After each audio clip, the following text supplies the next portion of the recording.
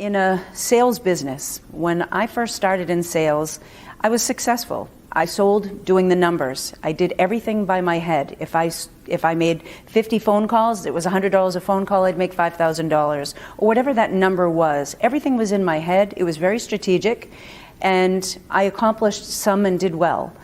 Then it went with my gut. You know, there's that magic of 10,000 hours of experience that your gut's always right and it's telling you what to do, and you know these experiences. So you actually grow a little bit more as a person when you start using your gut, and my head and my gut were connected.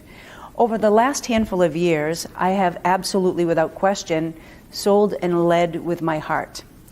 Now my head and my gut and my heart have to match for me to make any decision.